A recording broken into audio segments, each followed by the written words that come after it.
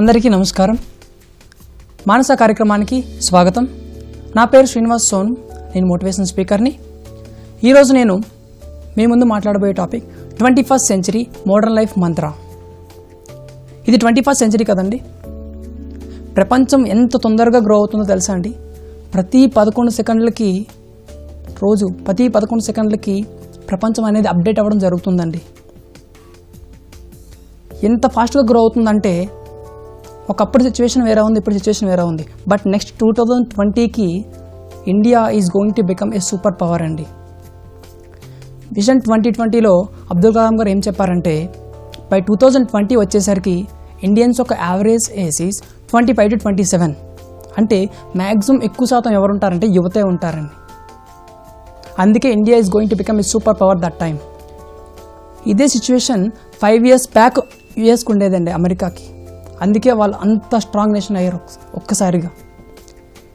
ఇప్పుడు ఈ సిచ్యువేషన్ ఇలా ఉంటుండగా ఈ టెక్నాలజీ గ్రోత్తో పాటు ప్రపంచం ఇలా అప్డేట్ అవుతుంది కదండి. దీంతో పాటు మన కాస్ట్ ఆఫ్ లివింగ్ కూడా పెరగబోతుందండి. 2020కి ఒక ఫ్యామిలీ సర్వైవ్ అవ్వడానికి పెర్ మంత్కి 1 lakh rupees ఉండాలి మినిమం. అండ్ అప్పుడు వచ్చేసరికి మనకి మిడిల్ క్లాస్ అనే ఒక క్వాడ్రంట్ ఉంది కదండి, అది ఉండదండి. ఓన్లీ రిచ్ అండ్ పూర్ వీళ్ళిద్దరే ఉంటారండి.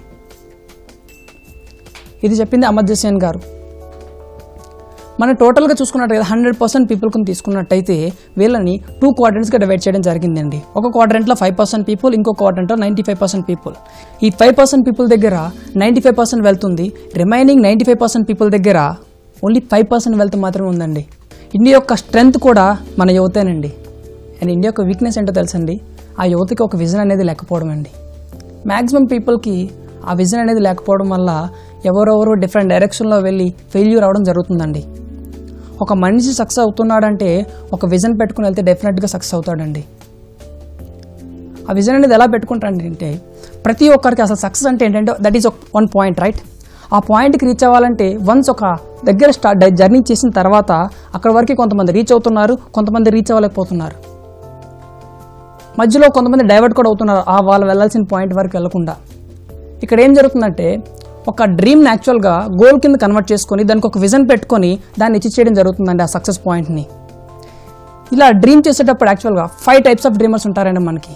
5 types ఆఫ్ డ్రీమర్స్లో ఫస్ట్ ఉంటారు కదండి వీళ్ళు డ్రీమర్స్ ఉంటారు కదండి. వీళ్ళు కలలు కంటూనే ఉంటారు, పడుకొని కంటూ ఉంటారు, మెలకువలా కంటూనే ఉంటారు తప్ప వాడిని ప్రాక్టీస్లో పెట్టారు. ఈ సెకండ్ టైప్ ఆఫ్ డ్రీమర్స్ ఉంటారు కదండి. వీళ్ళు కలలు కంటారు కానీ కన్న తర్వాత దాన్ని ఎలా ప్రాక్టీస్లో పెట్టాలో తెలియదు. ఈ థర్డ్ ఉంటారు కదండి, కళ్ళు కన్న తర్వాత ఒక పాత్ చేసుకుంటారు కానీ వాళ్ళకి నచ్చిన పాత్రలో వెళ్తారు, కరెక్ట్ పాత్రలో వెళ్ళరు. And fourth type of dreamers ఉంటారు కదండి. వీళ్ళు ఒక డ్రీమ్ పెట్టుకున్న తర్వాత ఒక పాత్రలో వెళ్తారు, కొంత దూరం వెళ్ళిన తర్వాత కొన్ని డైవర్షన్స్ వల్ల వాళ్ళు డైవర్ట్ అవ్వడం జరుగుతుందన్నమాట. వెళ్ళవలసిన పాత్రకి వెళ్ళకుండా ఏదో డైవర్షన్ రావడం వల్ల అక్కడి నుంచి వేరే పాత్ర డైవర్ట్ అవుతారు. And the last type of dreamers ఉన్నారు కదండి, వీళ్ళని బిగ్ డ్రీమర్స్ అంటారండి. చాలా పెద్దగా ఆలోచిస్తారు, పెద్ద డ్రీమ్స్ పెట్టుకుంటారండి. వీళ్ళు డెఫినెట్గా సక్సెస్ అవుతున్నారండి. వీళ్ళని తీసుకున్నట్టయితే బయట only 2% people are successful, remaining 98% people failure అవుతున్నారండి. రీజన్ ఏంటంటే ఒక చిన్న స్టోరీ ఉందండి ఇక్కడ. ఒక క్రికెటర్ అండి, నార్మల్గా ఒక ఇంటర్నేషనల్ క్రికెటర్ రావాలి అంటే మినిమం వాళ్ళు ఆడాల్సింది ఏంటంటే ముందు రంజీలు ఆడాలి, తర్వాత జోన్స్ ఇవన్నీ ఆడిన తర్వాత కొంత ఎక్స్పీరియన్స్ వచ్చిన తర్వాత ఇంటర్నేషనల్ టీమ్ సెలెక్ట్ అవ్వడం జరుగుతుంది, రైట్? అలాగే ఆ ప్లేయర్ ఇంటర్నేషనల్ టీమ్ సెలెక్ట్ అవుతాడు, చాలా మంచిగా ఆడతాడు, జోన్స్లో రంజీస్లో సెలెక్ట్ అవుతాడు. సెలెక్ట్ అయిన తర్వాత ఒకసారి ఛాన్స్ వస్తుంది ఇంటర్నేషనల్ ఆడడానికి. ఫస్ట్ మ్యాచ్ సెలెక్ట్ చేసిన తర్వాత first match 0 runs. Second match మళ్ళీ ఛాన్స్ ఇస్తారు, సరే ఫస్ట్ టైం కదా సెకండ్ ఛాన్స్ ఇద్దామని చెప్పి మళ్ళీ సెకండ్ మ్యాచ్ ఛాన్స్ ఇస్తారు. సెకండ్ మ్యాచ్ కూడా 0. సో వాళ్ళు ఏమంటారంటే సెలెక్టర్స్ ఇంకా మీ ప్రాక్టీస్ సరిపోలేదు అని చెప్పి మళ్ళీ నెట్స్కి పంపిస్తారు ఆ ప్లేయర్ని. ఆ ప్లేయర్ని మీకు లాస్ట్లో చెప్తాను నేను. నెట్స్కి పంపించిన తర్వాత మళ్ళీ అగైన్ చాలా ప్రాక్టీస్ చేస్తాడు. ప్రాక్టీస్ చేసిన తర్వాత అగైన్ ఆఫ్టర్ 21 months మళ్ళీ ఆ ప్లేయర్ని ఇంటర్నేషనల్ టైంకి పిలుస్తారు. Again he got a chance to play. మళ్ళీ ఆడతాడు. ఫస్ట్ మ్యాచ్లో అగైన్ 0.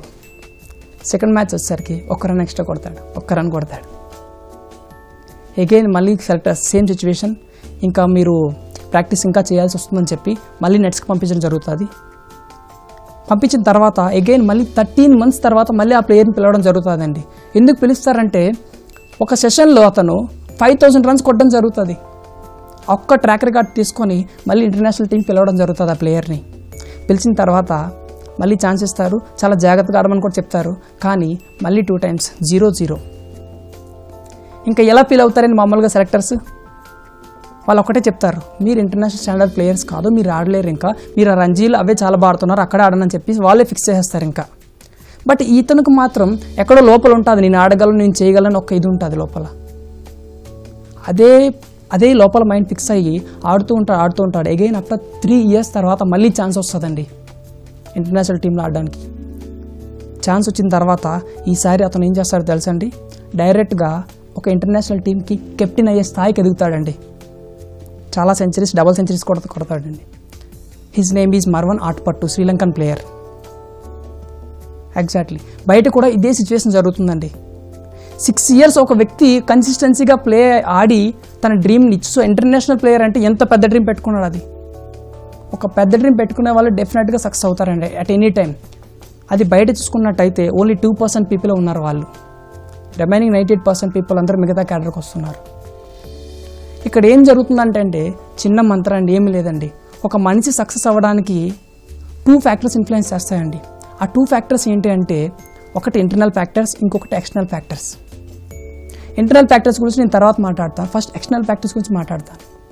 ఎక్స్టర్నల్ ఫ్యాక్టర్స్ అంటే ఏంటంటే, ఒక మనిషికి బయట నుంచి ఇన్ఫ్లుయెన్స్ చేసే ఫ్యాక్టర్స్ అంటే బయట ఫ్యాక్టర్స్. ఒక మనిషికి బయట నుంచి ఫ్యాక్టర్స్ అంటే ఎయిదర్ ఒక మోటివేషన్ స్పీకర్ యొక్క మాటలు విని, లేదా ఒక బుక్స్ చదివి, కొన్ని వీడియోస్ చూసి, లేదా చుట్టూ ఉన్న ఎన్విరాన్మెంట్తో మింగిల్ అయ్యి ఇన్స్పైర్ అయ్యి ఏదో చేద్దాం అనుకుంటారు సక్సెస్. కానీ ఇలా చేసేటప్పుడు ఎక్స్టర్నల్ ఫ్యాక్టర్స్ ఎంతవరకు ఇన్ఫ్లుయెన్స్ చేస్తాయంటే ఓన్లీ జస్ట్ 10-20% మాత్రమే ఇన్ఫ్లుయెన్స్ చేస్తాయండి. దీనికి ఒక ఎగ్జాంపుల్ ఉందండి. This is live example. యాక్చువల్గా బయట రియల్గా జరిగింది ఇది నా సరౌండింగ్స్లో. ఒక వ్యక్తి, ఒక కుర్రాడు ఒక అమ్మాయిని చాలా సిన్సియర్గా లవ్ చేస్తాడు. ఇది యువత కోసం ఎగ్జాంపుల్ చెప్తున్నాను, ఇది బాగా గుర్తుపెట్టుకోండి. ఇది మాత్రం బయట సిచ్యువేషన్ కూడా ఇలాగే జరుగుతుంది. యాక్చువల్గా ఒక వ్యక్తి ఒక అమ్మాయిని చాలా సిన్సియర్గా లవ్ చేస్తాడు. 1.5 year, కరెక్ట్గా 1.5 year లవ్ చేస్తాడు. ఇది రియల్గా జరిగింది. లవ్ చేసిన తర్వాత తను ఏమనుకుంటాడంటే, మంచిగా సెటిల్ అయిన తర్వాత అమ్మాయికి చెప్దామని అనుకుంటాడు. అప్పటి వరకు వీళ్ళు చాలా క్లోజ్గా ఉంటారు, మంచిగానే ఉంటారు, ఫ్రెండ్స్గానే ఉంటారు, క్లోజ్ మూవ్ అవుతుంటారు. 1.5 year తర్వాత ఒకరోజు తనకి జాబ్ వస్తుంది. అబ్బాయికి వెళ్ళి అమ్మాయికి చెప్దాం అనుకుంటాడు. చెప్దాం అనుకునే టైంలో ఏమవుతుందంటే, వెళ్ళి ప్రపోజ్ చేస్తాడు. నాకు ఇలా జాబ్ వచ్చింది, నేను ఇన్ని రోజులు దీనికోసమే ఆగాను, తన మీద ఉన్న అభిప్రాయం చెప్తాడండి. చెప్పిన తర్వాత ఆ అమ్మాయి ఏం మాట్లాడకుండా వెళ్ళిపోతుంది. వెళ్ళిపోయిన తర్వాత ఎందుకు వెళ్ళిపోతుందో తెలీదు. చెప్పిన తర్వాత, ఎందుకంటే ఇన్ని రోజులు అంత క్లోజ్గా ఉన్న తర్వాత తన మనసులో ఉన్న అభిప్రాయం చెప్పిన తర్వాత ఏం మాట్లాడకుండా వెళ్ళిపోతుంది. ఏమైందంటే అక్కడ తను వెళ్ళి వాళ్ళ ఫ్రెండ్కి అడుగుతాడనమాట, ఏమైంది అసలు, నేను ఇలా ప్రపోజ్ చేశాను, తను ఇలా రిజెక్ట్ చేసి ఏం మాట్లాడకుండా వెళ్ళిపోయింది, రిజెక్ట్ కూడా చేయలేదు, ఏం మాట్లాడకుండా వెళ్ళిపోయింది అంటాను. వాళ్ళ ఫ్రెండ్కి అడిగితే ఏమంటాడంటే, నీకు తెలియదు ఆ విషయం, ఆ అమ్మాయికి ముందు రోజే మ్యారేజ్ సెట్ అయింది అంటారనమాట. మ్యాచ్ ఫిక్స్ అవుతుంది. తనకు ఆ విషయం తెలీదు. నెక్స్ట్ రోజు వెళ్ళి ఆ అమ్మాయిని మళ్ళీ కలుస్తాడు. కలిసిన తర్వాత ఏమని చెప్తాడు తెలుసా అమ్మాయికి, all the best for your future అని చెప్తాడు. కానీ అలా బయటకు అలా చెప్పాడు. కానీ ఒక మనిషి 1.5 year చాలా సిన్సియర్గా లవ్ చేసి కెరీర్ సెట్ అయిన తర్వాత మంచిగా సెట్ అయ్యి చెప్దాం అనుకున్నాడంటే ఎంత ఆలోచించి ఉంటాడంటే అమ్మాయి గురించి, తన లైఫ్ గురించి. ఒక్కసారిగా లైఫ్ అనేది కొలాప్స్ అయిపోయింది ఒక్కసారి తనకి. ఆ డిప్రెషన్ లోపల పెట్టుకొని ఒక 1 month వరకు కంపెనీ జాబ్ స్టార్ట్ అవుతుంది. జాబ్ స్టార్ట్ అయిన తర్వాత 1 month తర్వాత కంపెనీ వాళ్ళు కంప్లైంట్ చేస్తారండి, మీరు సరిగ్గా కాన్సన్ట్రేట్ చేయట్లేదు, ఏదో ఆలోచిస్తున్నారని చెప్పి. దీనికి ఏం చేయాలో తెలియదు, లోపల అంత బాధ ఉంటుంది. వెళ్ళి వాళ్ళ ఫ్రెండ్తో షేర్ చేసుకుంటాడు, ఇలా జరిగింది సిచ్యువేషన్, ఇలా డిప్రెషన్ ఉంది, ఆఫీస్లో వర్క్ పైన కాన్సన్ట్రేట్ చేయలేకపోతే ఏం చేయాలో తెలియదు అంటే వాళ్ళ ఫ్రెండ్స్ ఏం చేస్తారంటే ఒక టూర్ సెట్ చేసుకుంటారు అబ్బాయి కోసం. బయట టూర్కి వెళ్తారు, చాలా బాగా ఎంజాయ్ చేస్తారు. ఆ అబ్బాయి కూడా ఆ టూర్లో చాలా బాగా ఎంజాయ్ చేస్తారు వాళ్ళ ఫ్రెండ్స్తో. మళ్ళీ ఎగైన్ రిటర్న్ వచ్చిన తర్వాత నెక్స్ట్ డే నుంచి మళ్ళీ మూడ్ చేంజ్ అయిపోతుంది, మళ్ళీ డిప్రెషన్కి వెళ్ళిపోతాడు. ఇలా నెక్స్ట్ టైం వాళ్ళకి ఏం చేయాలో తెలియట్లేదు. తనకి ఇంకా ఎలా అయినా చేంజ్ అవ్వాలని చాలా ట్రై చేస్తాడు, చాలా వీడియోస్ చూస్తాడు. ఇలా కాదని చెప్పి ఒకసారి ఏమంటే ధోని మూవీ చూస్తుంటారు కదండి, వాళ్ళందరూ కలిపి ధోని మూవీకి వెళ్ళారండి. ధోని మూవీ చూసేటప్పుడు అందులో ఒక సీన్ ఉంటుంది, మీరు చూసారో లేదో, ధోని అక్కడ వరల్డ్ కప్ మ్యాచ్ అయ్యేటప్పటికి ఆ అమ్మాయి అనేది చనిపోతుంది. కానీ అక్కడ 2 ఆప్షన్స్ ఉన్నాయి, ఒకటి అమ్మాయి గురించి ఆలోచించాలి, ఇక్కడ వరల్డ్ కప్ గురించి ఆలోచించాలి, ఒక టీం తన కెరీర్ గురించి ఆలోచించాలి. బట్ అక్కడ ధోని ఎవరి గురించి ఆలోచించాడు, ఇండియా టీం గురించి, తన కెరీర్ గురించి ఆలోచించారు. బికాస్ అమ్మాయి ఆల్రెడీ అయిపోయింది. ఇంకా అక్కడ ఆలోచించినా సరే ఏం జరగదు. ఇక్కడ జరగాల్సిన చాలా ఉంది, దీని కెరీర్ గురించి ఆలోచించాడు. ఇక్కడ ఆలోచించి స్టెప్ చేసుకున్న తర్వాత ప్రెస్టీజ్ ఫ్యూచర్ మనకు తెలుసు ఏమైందో స్టోరీ. ఈ స్టోరీ అబ్బాయికి చూసేటప్పుడు కనెక్ట్ అయింది ఎక్కడో, ఎందుకంటే ఇక్కడ ఆల్రెడీ అమ్మాయికి మ్యారేజ్ సెట్ అయిపోయిన తర్వాత తను ఇంకా డిప్రెషన్లో ఉన్నాడు, కానీ ఇక్కడ కెరియర్ చాలా ఉంది. ఇలా కనెక్ట్ చేసుకున్న తర్వాత చాలా చాలా చాలా అంటే చాలా మోటివేట్ అయ్యాడు అసలు. ఇంకా ఫుల్ నెక్స్ట్ డే నుంచి చాలా ఎగ్జైట్మెంట్తో వర్క్ చేయడం స్టార్ట్ చేశాడు మంచిగా. అగైన్ ఆఫ్టర్ 1 month డిప్రెషన్కి వెళ్ళిపోయాడు. ఎందుకు అలా జరుగుతుందంటే బయట కూడా చాలామందికి ఇదే సిచ్యువేషన్ జరుగుతుంది. మీరు ఏదైనా మోటివేషన్ సెషన్కి వెళ్ళి కూర్చున్నా సరే చాలామంది ఆ రోజు 100% ఎగ్జైట్మెంట్తో 100% మోటివేట్ అవుతారు. మోటివేట్ అయిన తర్వాత నెక్స్ట్ డే ఆ మోటివేషన్ ఉండదు, 100% ఉండదు. నెక్స్ట్ డే 90%, తర్వాత మళ్ళీ 80%, అలా అలా అలా తగ్గిపోవడం జరుగుతుంది. అందుకే నేను చెప్పబోతున్నానంటే అందుకే ఎక్స్టర్నల్ ఫ్యాక్టర్స్ అనేవి ఓన్లీ 10 to 20% మాత్రమే ఒక మనిషికి ఇన్ఫ్లుయెన్స్ చేయగలవు, ఎవరింత మాట్లాడి ఏం చేసినా సరే. బట్ ఈ ఇంటర్నల్ ఫ్యాక్టర్స్ ఉన్నాయి కదండి, ఇవి పీపుల్ని 80% ఇన్ఫ్లుయెన్స్ చేస్తాయండి. 80%, కొంతమందికి 100% ఇన్ఫ్లుయెన్స్ చేస్తాయి. ఏంటి ఆ ఇంటర్నల్ ఫ్యాక్టర్స్ అంటే, the only 1 person who can change your life, that is you. And ఇంకొక ఫ్యాక్టర్ ఎవరు తెలుసండి, వాళ్ళ పేరెంట్స్. మనం ఏం చేసినా సరే మనం పేరెంట్స్ కోసం మనం ఆలోచించి ఒక్కసారి మనసులో పెట్టుకొని మనకు జన్మనిచ్చే వాళ్ళని ప్రతి నిమిషం గుర్తించుకుంటే తప్పకుండా వాళ్ళు ఏమనుకున్నా చేయగలరు, సక్సెస్ అవ్వగలరు. బయట మనం చాలామంది సక్సెస్ పీపుల్ చూసాం కదండి. ఈవెన్ ఒక కలాం గారు అయినా, సచిన్ టెండూల్కర్ అయినా, ధోని అయినా సరే వాళ్ళు అనుకుంటేనే ధోని అయ్యారు, కలాం అనుకుంటేనే కలాం గారు అయ్యారు, సచిన్ తను అనుకుంటేనే అయ్యారు, ఎవరో చెప్తే అవ్వలేదు. ఓన్లీ 10% మాత్రమే. మీకు లైవ్ ఎగ్జాంపుల్ చెప్పాను. ఎక్స్టర్నల్ ఫ్యాక్టర్స్ అప్పుడు 10%, రిమైనింగ్ 80% మీ పైనే. బట్ ఇక్కడ ఏం జరుగుతుందంటే యాక్చువల్గా తనపైన తను నమ్ముకుంటాడంటే self confidence, self motivation, self discipline, right? First ఇవి ఉండాలి. తనకి ఎప్పుడైతే ఇవి ఉంటాయో తన చుట్టూ ఉండే పీపుల్ని కూడా అదే టెంపోతో మెయింటైన్ చేయగలడు. ఇలా మెయింటైన్ చేసుకోవాలంటే పీపుల్కి యాక్చువల్గా 2 types ఆఫ్ మైండ్ సెట్స్ ఉంటాయండి. సెల్ఫ్గా ఎప్పుడైనా ఉండాలి, మన బిలీఫ్ని మనం 100% నమ్మాలంటే 2 types ఆఫ్ ఫెనామినాస్ ఉంటాయన్నమాట. ఒకటి ఏంటంటే ఫిక్స్డ్ మైండ్ సెట్ పీపుల్, ఇంకొకటి ఏంటంటే growth mind set people. Maximum ఇప్పుడున్న సినారియోలు ఎలా ఉన్నారంటే పీపుల్ అంతా, ఈవెన్ ఆ ముందు జనరేషన్ కూడా ఫిక్స్డ్ మైండ్ సెట్తోనే ఉన్నారనమాట. ఏం చేస్తున్నారంటే మనుషుల్ని ఒక కంఫర్ట్ జోన్లో ఒక బాక్స్ గీసి ఆ బాక్స్లోనే పెడుతున్నారు. ఒక పర్సన్కి ఒక 30,000 శాలరీ వస్తుందంటే పర్ మంత్కి తను అక్కడ వరకే కంఫర్ట్ జోన్. పేరెంట్స్ కూడా వాళ్ళు చేసుకుంటే చాలా, అంతకుమించి చేయాల్సిన అవసరం కూడా లేదని చెప్తున్నారు. వాళ్ళకి ఏంటంటే బౌండరీస్ ఫిక్స్ చేస్తున్నారు. వాళ్ళు కూడా బౌండరీస్లోనే ఆ కంఫర్ట్ జోన్లో ఉంటారు. వాళ్ళు ఎప్పటికీ గ్రో అవ్వట్లేదు కూడా ఇప్పటికి. అందుకే బయట సిచ్యువేషన్ అలా ఉంది. బట్ వీళ్ళు ఉన్నారు కదండి growth mind set people, they always try to learn new things. కొత్త థింగ్స్ అన్ని నేర్చుకోవడం జరుగుతుందన్నమాట. ఇక్కడ మనకి ఫస్ట్ ఎక్స్టర్నల్ ఫ్యాక్టర్ చెప్పినప్పుడు ఏమవుతుందంటే మన మోటివేషన్ సెషన్ ఇన్ని బుక్స్ చదివినప్పుడు ఏంటంటే మనం నాలెడ్జ్ పెంచుకుంటున్నాం కదా. యాక్చువల్గా వాళ్ళు మనల్ని మోటివేట్ చేయట్లేదండి. వాళ్ళు ఏం చెప్తున్నారంటే మోటివేషన్ ఫ్యాక్టర్స్ అంటే మోటివేషన్ ఫ్యాక్ట్స్ చెప్తున్నారండి. అవన్నీ మోటివేషన్ ఫ్యాక్టర్స్ కదా, యాక్చువల్గా ఫ్యాక్ట్స్ అవి, నిజంగా జరిగే ఫ్యాక్ట్స్ అవి. ఒక ఎగ్జాంపుల్ తీసుకున్నాం, ట్రై అంటిల్ యూ సక్సీడ్ అంటారు, రైట్? అంటే మనం ప్రయత్నిస్తూ ఉంటే డెఫినెట్గా ఒక పాయింట్కి సక్సెస్ అవుతాం. That is fact, right? దాన్ని మనం మోటివేషన్గా ఫీల్ అవుతాం. యాక్చువల్గా ఒక మోటివేషన్ చేసేటప్పుడు వాళ్ళు చెప్తున్న మెసేజ్ ఏంటంటే వాళ్ళకి జరిగిన ఎక్స్పీరియన్స్ వాళ్ళు చెప్తూ ఉంటారు. బయట ఆల్రెడీ ఇలా జరిగింది, ఇలా చేస్తే బాగుంటుందని వాళ్ళ నాలెడ్జ్ షేర్ చేస్తారనమాట. జస్ట్ వాళ్ళ నాలెడ్జ్ పంచుతారు మనకంతే. ఆ ఫ్యాక్ట్స్ని మనం గుర్తుపెట్టుకొని మనం దాంట్లో ఎలా కనెక్ట్ అవుతున్నాం అనేది ఇంపార్టెంట్. ఈ గ్రోత్ మైండ్ సెట్ పీపుల్ ఉంటారు కదండి, వీళ్ళు ఆ నాలెడ్జ్ని డైలీ పెంచుకుంటూ ఉంటారండి. ఒకసారి ఒక ఇన్స్టిట్యూట్లో వీళ్ళిద్దరికి ఒక ఇన్స్టిట్యూట్లో ఏంటంటే పరీక్ష చేయడం జరుగుతుందండి.